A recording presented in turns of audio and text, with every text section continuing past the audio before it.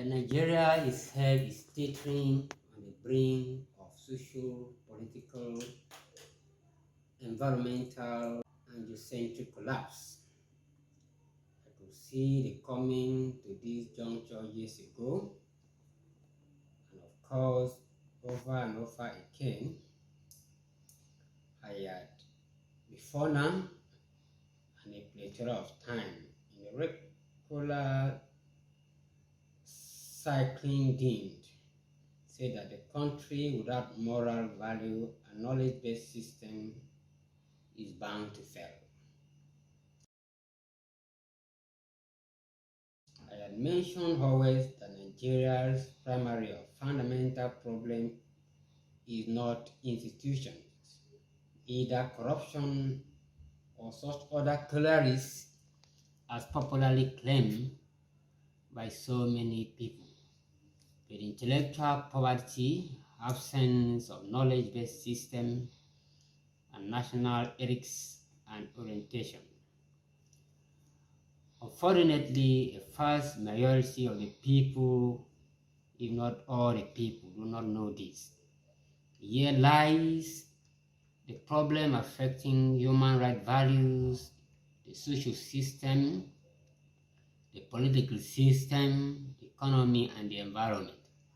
More so, the central focal force of these complex problems is that the country has lost touch with the inner morality of the law.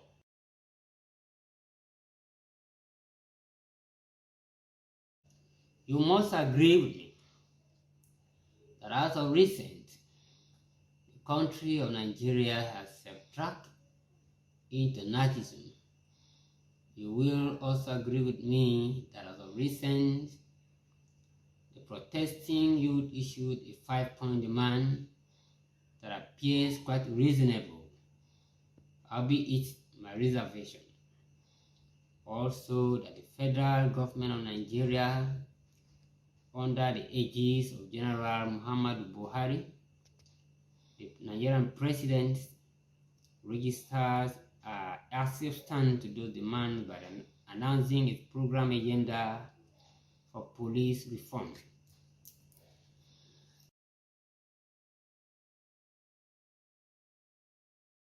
It is my considered opinion that although the demand the protesters appears quite reasonable, but are lacking lucidity and depth.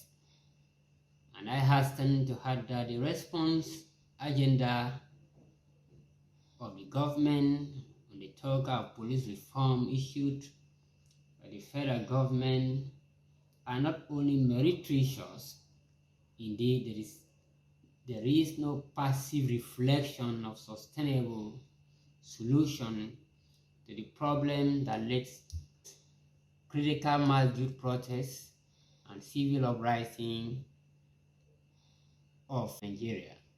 And of course, the government agenda are in part unconstitutional.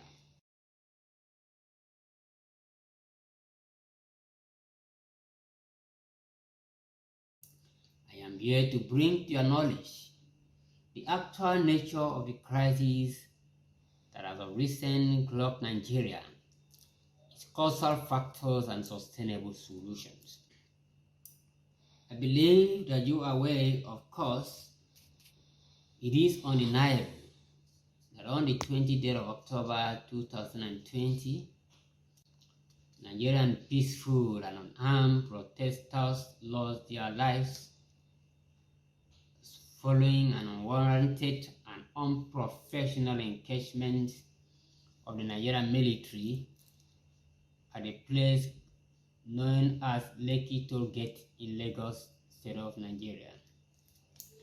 There has been also wanton destructions of public and private properties and vicious killings of police officers at their workstations in many parts of Nigeria. The only sin that the peaceful protesters at the Lekki Toll Gate in Lagos, state of Nigeria committed in the eyes of Nigerian government was to exercise their right of freedom of expression and peaceful assembly in accordance to the provisions of Section 39 sub 1 and 40 of the Constitution of the Federal Republic of Nigeria as amended, and Articles 9 and 10 of the African Charter on Human and People's Rights, and Article 19 and 20 sub 1 of the Universal Declaration of Human Rights 1948.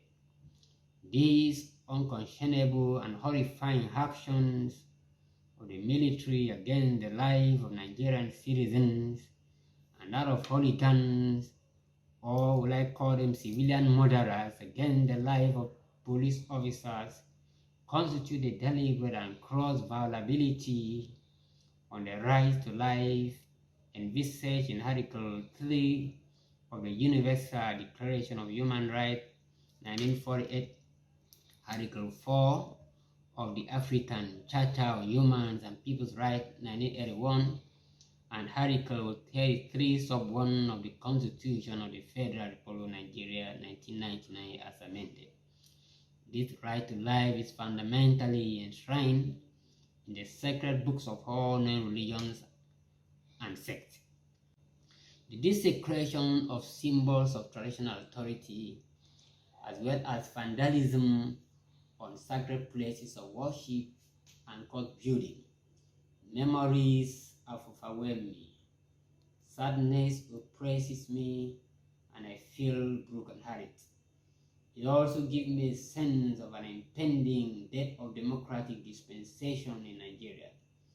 This, of course, would never happen, but as a result of intellectual poverty of Nigerian citizenry and ineptitude and lack of sincerity of purpose of the political leaders of Nigeria.